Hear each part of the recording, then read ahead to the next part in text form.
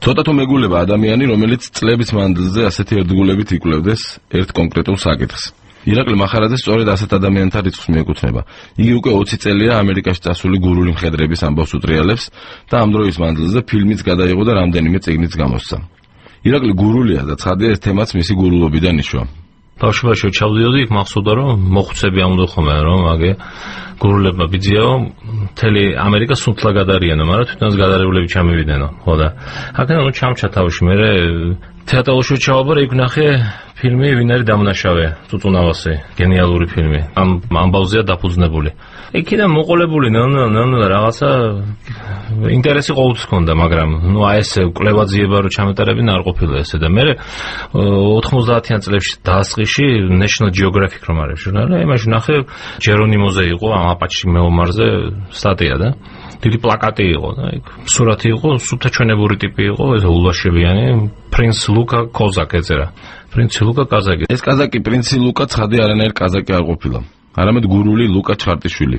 ერთ-ერთი პირველი ქართველი, ვინც ამერიკის მიწაზე ფეხი დაადგა და ვიზედაც 1896 წლის აგვისტოში ჟურნალი კვალი წერდა, ციტატა: ბევრ საწყალ გურულ გლეხს გამოაჭყეტინა თვალები ლუკაიას ამერიკაში გამგზავრებამ. ზოგმა ლუკაიას მიერ იქ წაყვანილმა კაცებმა, რომელთაც შინარც ლუკმა და პური და არც სახკარი მოეძეოდათ, მისი შემწეობით და გზის გასწავლებით სახკარიც აიშენეს, ლუკმა პურიც იშოვნეს და მუდამ შიმშილისგან ტირალ ბავშვებს ცრემლი შეუშრეს თვალებზე. ციტატის დასასრული. ირაკლის კვლევაძიება სწორედ ლუკა ჩხარტიშვილი დაიწყო. მოიძია საარქივო მასალები, გაიცნო ამირან ცამციშვილი, ვინაც თავის დროზე ცოცხლად ნახა და პირადად ესაუბრა ამ მხედრებს. მოგვიანებით ამერიკული არქივების ჯერიც დადგა და იმდენი მასალა დაუგროვდა ირაკლის, რომ ფილმის გადაღებაც გადაწყვიტა. ფილმი 1997 წელს გამოვიდა, რომელსაც სახელად ასეც ერქვა Wild West-ის მხედრები. ფილმს წიგნი მოყვა. მას შემდეგ ირაკლის არ შეუწყვეტია მასალების მოგროვება და იმ დროიდან მოყოლებული სულ რაღაც ახალს პოულობდა, აზუსტებდა თარიღებს, ასწორებდა შეცდომებს, უზუსტობებს. მაგალითად, ძალიან ნაყოფიერი აღმოჩნდა მისთვის ბაფალო ბილის მიერ დაარსებულ პატარა ქალაქ კოუდიში, ბაფალო ბილისვე სახელობის მუზეუმში გატარებული 2 კვირა, სადაც ავტორი ამერიკული გრანტით გაემგზავრა. წიგნში ერთი ძალიან საინტერესო ტექსტია შესული, რომელიც ზოგს შეიძლება მისტიფიკაციაც ეგონოს.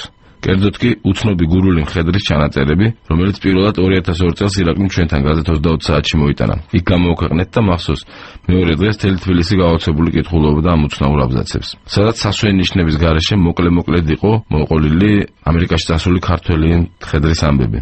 ყველაზე მეტად ერთი ფრაზა დამამახსოვრდა: რაით შემიძლია ვაგზავნის სახში.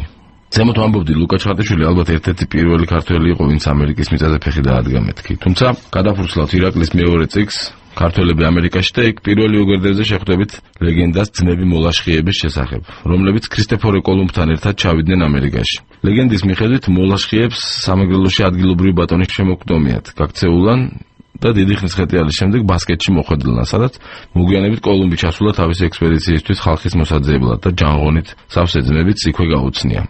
ცხადია, ეს მხოლოდ ლეგენდაა. წიგნის დანარჩენი ნაწილი კი მთლიანად რეალური ისტორიას ეძღვნება. როგორც ჩანს, გურული მხედრების შესახებ მასალების ძიებისას მიაგნო ირაკლიმ იმ დოკუმენტებსა თუ ფოტოებს, რომელიც მის წიგნს დაედო საფუძვლად. ეს მოსალოდნელიც იყო ხა პრინციპში, რომ ამოვარდა უცებ პაპაშვილი. ვინ არის ეს გიორგი პაპაშვილი? მე ბავშვობაში გამახსენდა, წიგნი მქონდა წაკითხული მისი, ყველაფერი შეიძლება მოხდეს, მაგრამ ხო იცი იშლება ხოლმე რაღაცები. მე თამარ თუმანოვა თუმანიშვილი, ბალანჩინი ახლა ხო იცი თუ უცხოეთში ვინმე წასული, თუ ბალანჩინი არ არის ქართულად ჩვენ არ ვთვლით. მარტო ეს უნდა ეგეთი უნდა იყოს, ახლა სადაა ეგრე. მე ამოვარდა კოლაქვარიანი, გენიალური ტიპი, ჭადრაკში თანრიგოსანი და სტენლი კუბრიკის სადებიუტო ფილმში ერთ-ერთი მთავარი როლი აქვს შესრულებული.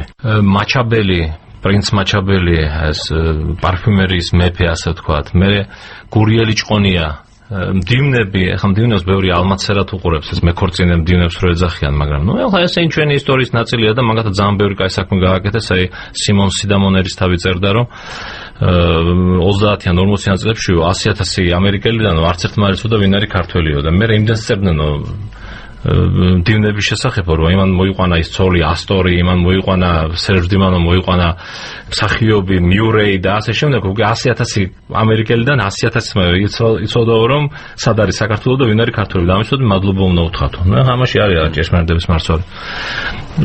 ძალიან ბევრი ქართველია, თუნდაც ლაღიაშვილი აიღეთ, იოსებ ლაღიაშვილი.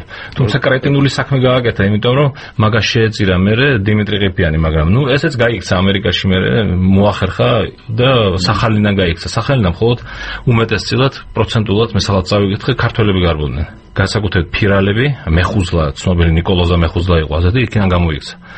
და ესეც გაიქცა. მხოლოდ გურულებზე რომ არ გამოვიდეს ეს გადაცემა, ერთი საინტერესო ამბავი მინდა დავიმოწმო ირაკლის წიგნიდან, რომელიც მე-19 საუკუნის რაჭულ ემიგრანტებზე გვიამბობს. მათ ურთიერთდახმარების გარკვეული სისტემა ქონიათ შემუშავებული, რის შედეგადაც ახლა ჩასულს უადვილდებოდა მისთვის სრულიად უცხო კულტურასთან შეგუება, წესჩვეულებების ათვისება. ამ ეპიზოდიდან ვიგებთ, რომ 25 რაჭულ ოჯახს ვანკუვერში, კანადაში უზარმაზარი სამსართულიანი სახლი შეუძენია და ერთად დასახლებულან. ისე კარგი იქნებოდა ვინმეს, რომ ამ ერთი სახლის რეალური ან თუნდაც გამოგონილი ისტორია დაეწერა.